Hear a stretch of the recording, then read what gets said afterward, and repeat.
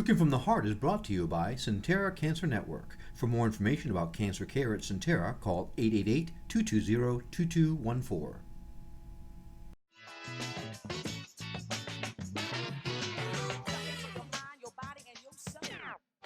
And we are back in the kitchen.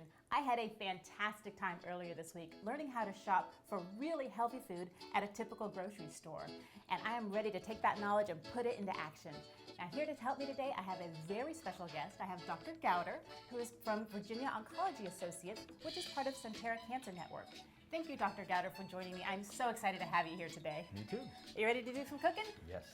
Well, we are going to start with a very healthy overnight oatmeal. So, as we get started, we're going to start with oatmeal. And these are old-fashioned oats. Let me stick this over here. These are not the quick cooking oats, which a lot of people use.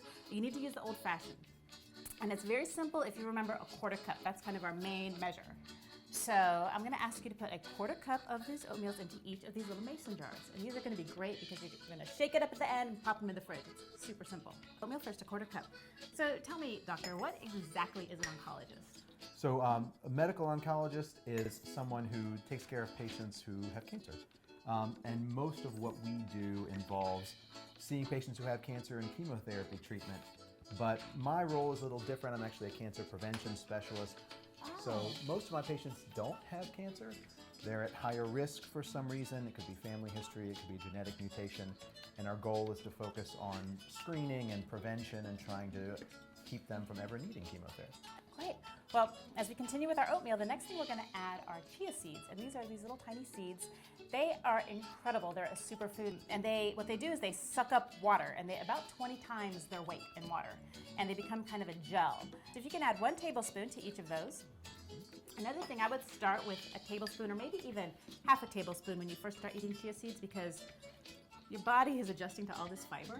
If you do more than that, your friends might be a little unhappy with you during the day. We are going to make these a bunch of different ways. So it's not just one recipe. You can really customize these according to what you like. And this is where you kind of have to work fast. So let me get everything situated here. And tell me a little bit about how you screen for cancer. So the number one best test for screening for colon cancer is colonoscopy. Ooh, I've heard about that. I haven't had one done yet, but I know I need to. Which is true, and the key thing to know is colonoscopy is absolutely the number one best test, because not only can you screen for colon cancer, you can prevent it as well. Over time, everyone's going to have a little extra growth in the colon, a polyp. Mm-hmm. Some of them might turn into cancer. We don't know which ones will and which ones won't, but if you have a colonoscopy and the doctor sees a polyp, they'll take it out and you don't have to worry about it anymore. The biggest thing that I want folks to think about is I want every adult to know when is your next colonoscopy or your first colonoscopy due, because that number can be different for every different person. It's not the blanket 50-year-old recommendation. I thought it was like 45, 50. Yeah, so I mean, some groups, American College of Gastroenterology talks about potentially starting screening African Americans at 45.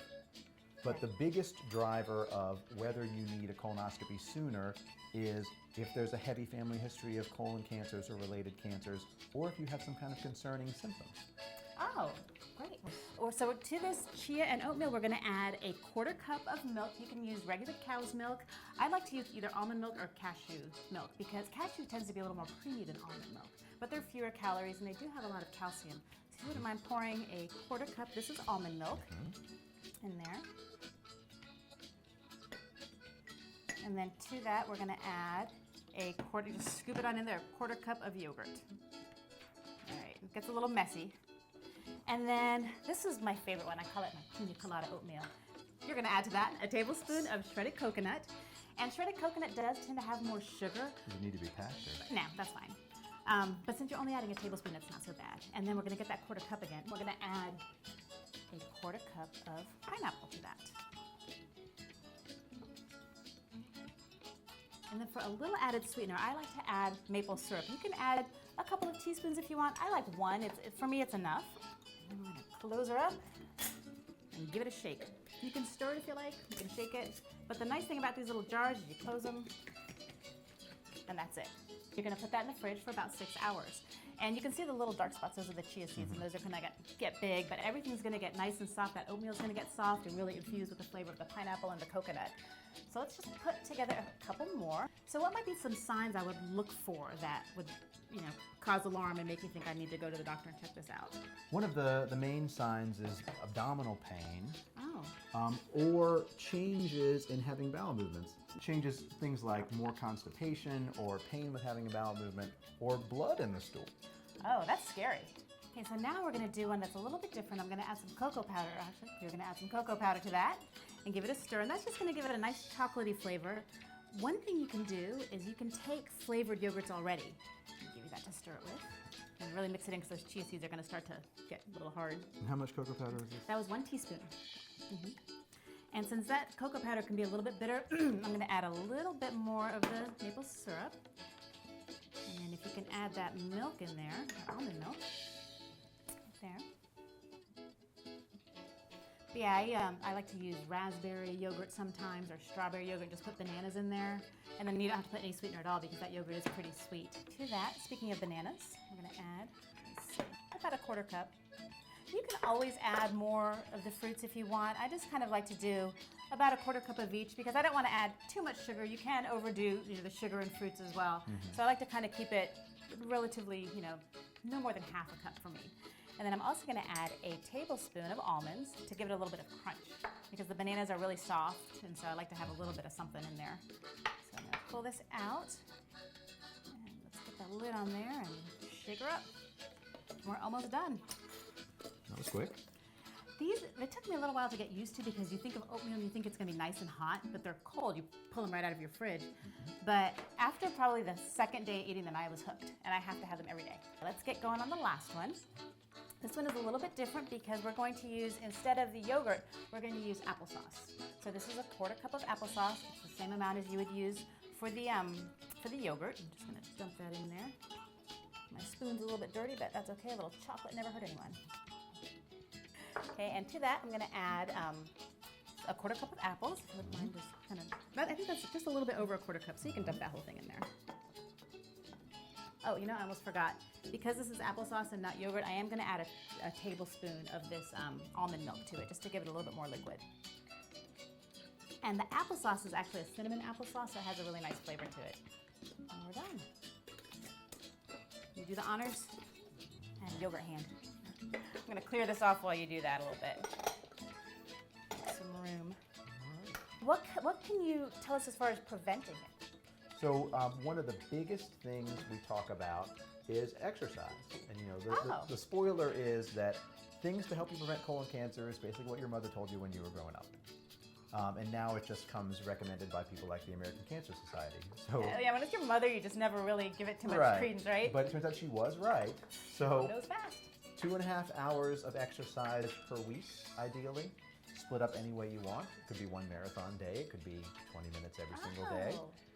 And then diet is a big part of colon cancer prevention. Everything in moderation, right? Exactly. So these you would put in the fridge overnight or for 6 hours, and this is what they're going to look like. If you wouldn't mind passing me those, we can get those. I want to reach over you. And then what I like to do in the morning is to just put a little bit of granola on there just to give it a little bit more of a crunch. So there is a spoon for you, and just pick which one you want to try. And so this is pineapple. Pineapple and coconut. And you can make these any way you want. Well, that's really good. Isn't that good? See, and then you can see the little chia seeds are kind of grown in there, and just you can customize it to whatever fruit you want. And this is enough to really fill you up. It kind of expands when you eat it. So what do you think? Think you'll try these at home sometime? Absolutely. Well, great. Well, thank you so much for all of your information. And when we come back, we're going to work on some lovely lentil stew. Sounds great. Great. After the break, Dr. Goudar is going to help me prepare a lentil dish that your family is sure to love. Don't go away.